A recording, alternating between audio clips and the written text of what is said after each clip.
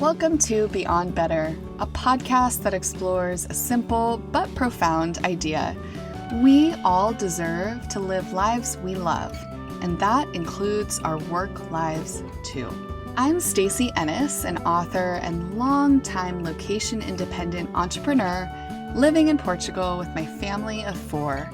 Join me as I talk business, location independence, writing, travel, and so much more. All focused on building a life that is beyond better. Welcome. I'm so excited to be here with you this week. This is going to be a short and sweet Ask Stacy episode. I love getting your questions. I get so many questions every single week from you asking about writing, publishing, marketing, author platform, location independence, Portugal, all the things. And this week, I'm going to be answering questions specifically about book writing. So I'm really excited to dive into those.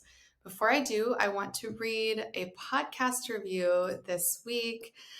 This one comes from Santija. Santija says, highly recommend. Stacy does an amazing job hosting the podcast. Her personal experience and the unique insight the guests bring make the Beyond Better podcast a worthwhile listen. So thank you so much, Santija. I really appreciate you taking the time to leave that review. And a fun fact, I just discovered this one, even though it was posted last year, because I learned that Apple Podcast has different review sites for different regions. I don't know if it's different countries or different regions. So I discovered some new ones recently on different versions of Apple Podcasts. So I was really excited to find this one. If you are a longtime listener, if you get value from the work that I do, would you please take a moment to leave a hopefully 5-star review and write a little description of what you love about the show, whether it's Apple or Spotify or anywhere you listen to your podcast. I really, really appreciate your time. Helps me reach more people, support more people on their author and location independent journeys. So let me hop right over into the questions this week. I have 3 of them, and they're such good questions. I feel like they represent so well a lot of the questions that I get on a regular basis by email, by social DM, from colleagues and friends, from clients. So I'm going to jump right into the first question. This question comes from Lindsay, and Lindsay writes, when I wrote my book, she's referencing her first book, it was though a lightning strike hit and the book poured out of me. I have been toying with the idea of another book, but this certainly isn't the same experience. I was wondering if you have any insight as to whether I should have a clear idea for my book first, so doing the work of creating a life worth writing about first, or if writing for the sake of writing is, quote, worth it, in the hopes that an idea comes out. She says, I'm sure you have a podcast topic on this, so if it's easier to point me in that direction, point away. And certainly I have talked about writing for the sake of writing many times, but I don't think I have spoken directly about this exact thing. So Lindsay, thank you so much for that great question. You had me thinking as I read this and kind of digested it and got my notes together to respond today about all of the uncertainty that we as aspiring authors or repeat authors bring to book projects. And especially if you had that experience of, first book just came like bing, bang, boom, it's here, I have clarity, I know what I want to write, the writing comes smoothly. And then you start to have that little whisper inside that's like, I want to write another book. You don't have that clarity. That can be confusing, right? Because you had one experience this time and now you're having a totally different experience. And it's funny because just as I was talking about this, it made me think about when I had both of my kids and also like who they've become. Same general process, very different experience, very different people, right? So it's really not that much different in theory or like in comparison, but definitely hopefully not as painful. When it comes to writing a book and how you kind of come to that awareness for that book can happen a number of different ways. Some of us have that clarity quickly. We know exactly the book we want to write. We are able to sit down and outline it. We have good idea of the structure. Maybe we need a little support to make sure that the book is really structurally sound, but we're able to just come to it and we have that clarity. More often, much more often, the book is very fuzzy. And there might be 10 books or 5 books or 3 books that you could write, or like different iterations of the same book. So it could be a book, that same topic, but to this audience, to a wider audience. And so that fuzziness is very, very, very normal. Lindsay, because you experienced this like lightning bolt in your first book, I can understand why it's feeling strange to not have that this time. But I want to assure you, and I want to assure all listeners and all viewers that it is 100% normal to go into your book writing project or want to write a book and just feel super fuzzy and unclear. So normal, totally normal. Okay, so now what do you actually do about that? So I want to talk first about that idea of writing for writing's sake, and then I'm going to talk about the process that I use to help authors develop clarity about their book ideas. So first, writing for writing's sake. Writing for writing's sake, yes, I 100% believe in that. And I think it's such an important thing to do if you truly want to develop as a writer. Writing for writing's sake means that you are simply writing for the sole purpose of writing, not necessarily to share, but just simply to create that piece of art. The equivalent that I could give to it would be maybe painting a painting. My goodness, that you go and like immediately paint over and redo. And writing in that same sense would be writing something and feeling okay with lighting it on fire, ripping it up, and nobody ever seeing it, but simply going through that act of writing. 100% believe in that. And maybe you don't burn it or rip it, but maybe it lives in a journal with no intention to share that. To me, that is what I think of when I think of writing for writing's sake. I think what you're getting at, Lindsay, is writing without a clear, bigger project or purpose. And I want to validate that too. And in fact, I think that is hugely, hugely important, because especially if you're feeling a lack of clarity around the book that you want to write, creating content, writing emails to your email list if you have one, or even thoughtful posts on LinkedIn or Instagram or whatever social platform you're on, or blog posts, or even recording podcasts like this. All of those are ways that we process our ideas. They're ways that we sharpen our ideas. They're ways that we develop clear language, that we get to understand what resonates with people and what doesn't resonate with them. So it's very, very important that outside of the scope of this one book project that you can wrap your arms around, you also are creating to learn. Maybe that's the way that I would frame it. It's create to learn. You create to learn about yourself and your own ideas and your own perspectives and how you want to shape those and share those. And then you're creating to learn about others, what resonates with them, who is resonating with this. Maybe there's a whole audience that you didn't even think about that's like, yeah, they really are on board with this. So there is that piece of it of really sharing to learn. That does require you to share outward and to put your ideas out there and to publish. For me, and if you see me, if you're on video, you see me looking over, I am a note taker and I am accessing my notes over here. So for me, I don't journal as much anymore as I used to. I go through little phases with journaling where I will journal for a period of time, and but it's really not been a habit that has stuck with me on a daily basis since I was, when I was a kid, I used to do it a lot, but as an adult, not so much. And I think a lot of that is because I write every day pretty much in some capacity, but I tend to publish most of what I write. I share that.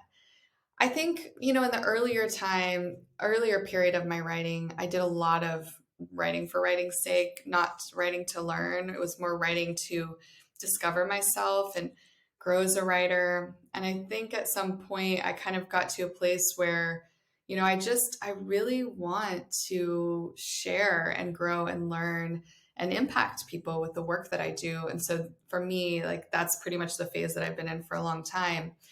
Um, and I do really suggest that you make some kind of practice on a regular basis to really learn, to really grow, to really uncover your ideas and build that clarity, both around what you want to say and how you want to say it, and around what this actual book is going to be. So on the practical piece of that, that would be either a daily journaling habit if you're really in that writing for writing's sake stage, or that would be a regular publishing habit if you're in that writing to learn stage. And maybe you're doing both. In fact, as I say this, I'm like, I really should I should integrate journaling into my life again. I have been doing morning meditation, but I think even a 5-minute journaling activity is such a beautiful way to kind of ease into the day and an anchor. So yeah, good. Note to self, note to self. Okay, the other thing that I want to talk about here is, okay, great. I'm going to write and learn and discover my voice and my ideas and clarity, yada, yada. Great. How do I actually clarify this particular book? Like, how do I uncover this book? A lot of times when I'm helping authors outline their books, the question that I'm asking is, what is the right book for right now for the right person? And the person is representative of a larger group. Because in the coaching and work that I do, where I am specifically working with people who are writing nonfiction as part of a bigger vision, it's really important to think about where that book fits in the sequence of that vision. And most of the authors that I get the honor of working with, whether through one-on-one coaching or through ghostwriting with my team or through my program, Nonfiction Book School, they have this big vision and I can instantly see 5 books in them. I can see that they have this opportunity to write so many books. And it's really amazing to me that many will, after finishing their first book, they'll come back and say, oh, I think I'm ready for the next book. So there is often an opportunity for many books, and I encourage you to remain open to that. Yes, you, Lindsay, you already are, but also to other readers and listeners that are exploring this for themselves or even thinking about their first book. So I'm trying to uncover that question of what's that right book right now, understanding that I may have others open up and come up in the future in my journey toward that big vision of impact. And then what I do is I coach them through a method of organizing their ideas. I use a sticky note method. I love this method. It's so effective, so fun, and it really helps you sort through your ideas. I also walk through, actually, before that, we do some visualization. I have some questions that you write on, and then you go through the sticky note activity, and it helps you put your ideas into kind of themes or buckets. And what many people will find is they have a few books that they could write, and then it's picking like, what is that right book for right now, and then leaning into that. The only way that you find that clarity is through intentional exploration. Waiting for the lightning bolt probably will not be a fruitful endeavor. For most people, you really need to do that intentional work to really dive into, uncover this book and understand what this book idea is and who your reader is and what this core message is for the book and how you're going to structure it, all of that. I have a self-study program that you can find at nonfictionbookschool.com that can guide you through this over 10 weeks. And really, this is exactly what I teach in my one-on-one coaching. Of course, we wouldn't get the joy of getting to collaborate together, but certainly you have this world-class education that I have built and curated specifically for you to help you be successful. So for anybody who's like, I'm stuck, I don't know what to do, my self-study program could be exactly what you need to help you navigate through this. Last thing I'll say to you, Lindsay, as you're thinking through this, and to readers, yes, readers, but listeners, viewers, is really asking that question, going back to, how does this book fit into my bigger vision? Like, how is this book a catalyst for me to reach that big vision of impact, that thing I want to do? Anchor to that. That's a really important question. And perhaps you're listening to this and you're like, I don't know. Like, I don't know. I don't know what that big vision is. Start there. I have on my website, stacyennis.com/resources. We'll be sure to drop that in the show notes.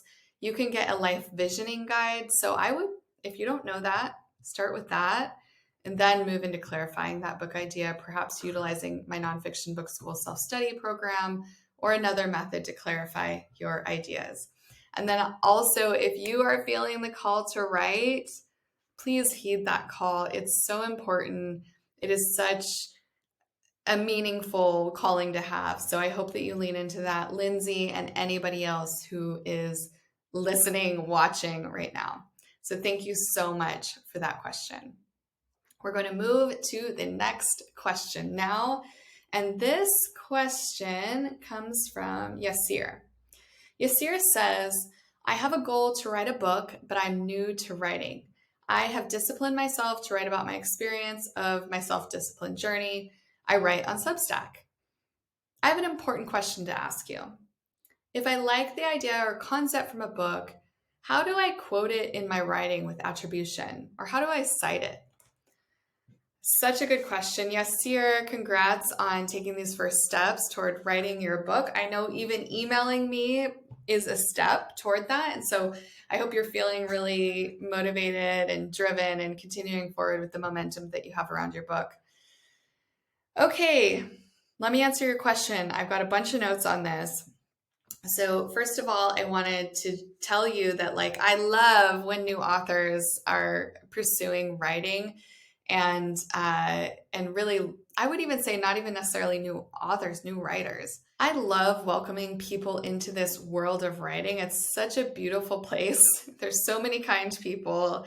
There's so much to learn. There's so much support. And so if you're new to writing like Yasir, just know that this is such a warm and welcoming world and that very likely you'll find some great people to support you along your journey. And I want to commend you, Yasir, for already writing on Substack. It looks like you're doing a good job building your platform. I would definitely lean into that even more and really focus on building up your platform, continuing to develop your writing skills. At that same URL I mentioned earlier, stacyennis.com/resources, I have an author platform guide that will be super helpful for you. On attribution and copyright and citation and all things legal word stuff, I did a really, really great interview with Brad Fraser. I think it was about a year ago. He's an attorney, and we had such a good discussion about all of those things. So I'm going to be sure to link to that in the show notes. Such a smart discussion and so many great legal pointers. Plus his story is super fascinating. So I highly recommend that you go and listen to that episode. So I will say for myself, I tend to go a little overboard with citations. I think this comes from having a background in academia. I have a graduate degree in writing, and just even my bachelor's in writing, we were really it was drilled into us that you cite everything, you give attribution for everything. And so I tend to probably oversight my stuff simply for that reason. Interestingly, in the episode with Brad, he advises the opposite. So please take that with a grain of salt.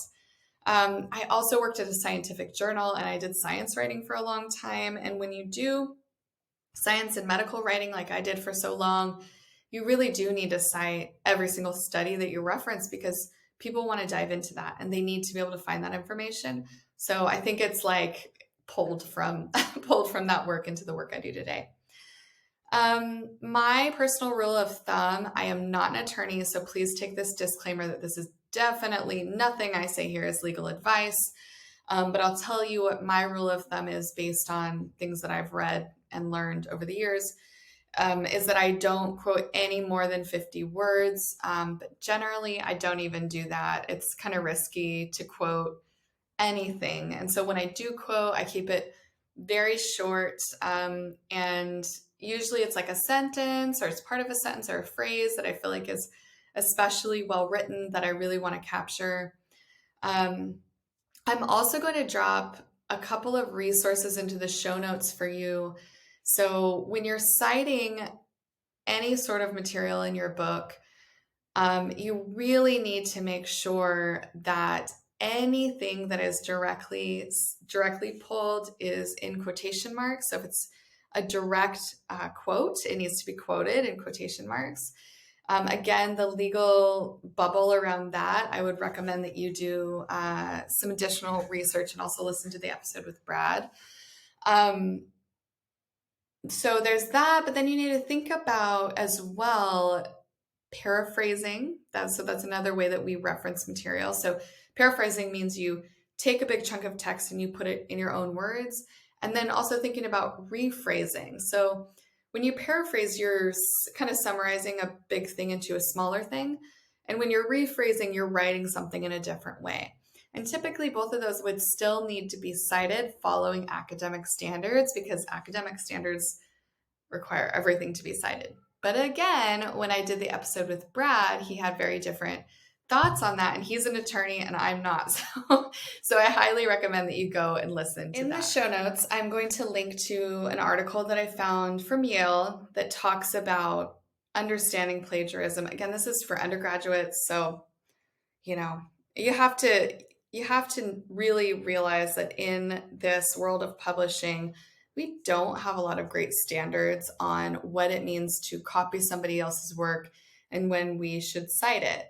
And while there are laws on this, it's really open to interpretation, and it can get a little dicey if you quote somebody that doesn't want to be quoted, or you paraphrase something in a way that doesn't align with what it actually meant.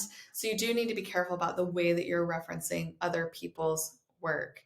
But as an author myself, I personally always expect to be quoted or attributed to my own work. So if somebody references my book or my online content or my emails, anything, I expect to be referenced, right? And I'm sure that you feel the same way. So that's kind of the guiding principle that I use, is almost like do unto others. And if I truly derive something from someone else's work, I should really give them credit for it. That's the way that I think about it. Again, not as an attorney. When I am referencing, sometimes I will directly mention them in the text. Sometimes I will just include an endnote. I use Microsoft Word. It's like you go to the top, insert, and then you can go to endnotes and footnotes, and then you can go to endnote, and it'll automatically drop endnotes into the end of your draft. This is so handy. As I'm writing, I just add in URLs, and then later I go back and fill in the details. I found a great citations creator that I'm going to drop into the show notes. This is from Grammarly. I find these to be super helpful, but they're not always 100% accurate. So just keep in mind that you may need to tweak it a little bit. And when you are creating citations, always use Chicago Manual of Style. You can learn more at chicagomanualofstyle.org. That's almost universally true, except sometimes in science and medical writing, they'll use a different standard. But typically, almost all book publishing is Chicago Manual of Style. So I hope that is helpful. There's so much to say about this, and we already talked about a lot of this in the episode with Brad, so I hope you find that very, very helpful. Our next question comes from Liverton, and Liverton asks, just out of curiosity, is ghostwriting legal? And when you do it, do you earn royalties on the sales, or do you get a one-off payment? Which is preferable? So first of all, ghostwriting is legal. Yes, don't worry, it is 100% legal. It's really no different than hiring a designer for your house or for your website or hiring an attorney. It is a service that you hire somebody to do. Ghostwriting, I think, has it's misunderstood. So a lot of times people are like, oh, a ghostwriter came in and just wrote their book for them. Yeah, kind of. But what a quality ghostwriting relationship produces is really marrying writing skill and editorial expertise with somebody's expertise in stories. So if you think about it, writers spend a large portion of their lives developing their craft. For me, I started honing my craft really at age 7. I feel like I can really put like a stake in the ground and say I started at age 7 because I started writing. I submitted my first piece for publication when I was 7. From there, I started studying writing. I devoured books. I took every extra writing class I could once I got old enough to take those. I did everything I could to develop my skill. I went on to get a degree in writing and a master's degree in writing and write a bunch of books and coach authors and all this stuff. So for me, for the ghostwriter, Robin Bethel on my team, for other ghostwriters, like we spend our whole lives developing this skill. And often we are partnering with people who spent their whole lives developing another skill. And like a surgeon, for example, or a tech founder, or an expert in real estate. I don't know, I'm just picking random things. But really that marriage of those two expertise is so profound and so powerful.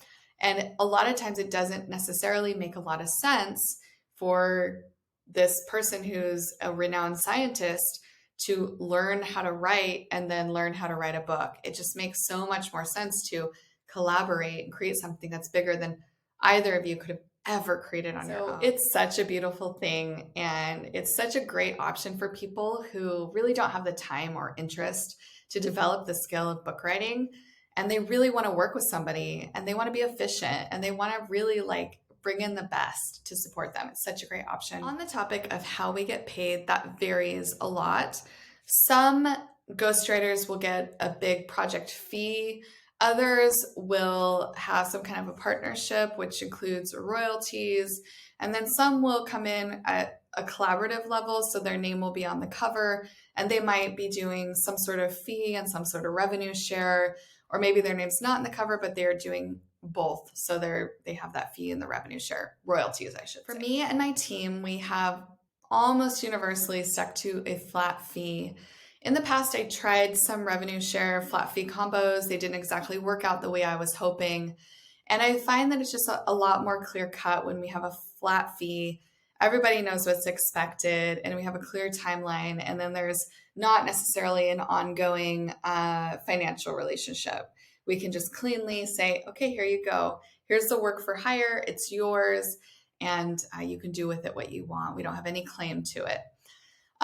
In the past, I think why the royalty share, I should say, didn't necessarily work out is because a lot of our clients, they have other ways that they make their money back on their projects.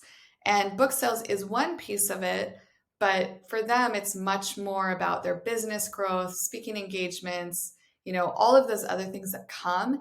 And there is really no clear way to measure that and to work that out probably there is a way to do it, but I think that would get a little bit confusing and a little dicey. So we have never done it that way.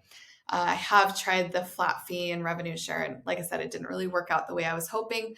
So now we do a flat fee. And I find it works really well. And again, it's really clear. Everybody knows the expectations going in, and you really can just set out the project with really clear parameters of what's expected, what the investment's going to be. Thank you so much for that great question, Liverton. I loved getting to talk a little bit about the inner workings of ghostwriting. It's not something that I always get the opportunity to talk about and share some behind the scenes. So I really enjoyed getting to share more with you today.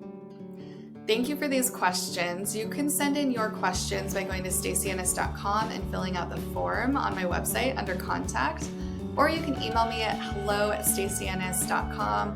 I'm getting a good rhythm with these, so you send a question, chances are I'll answer it in a relatively timely manner.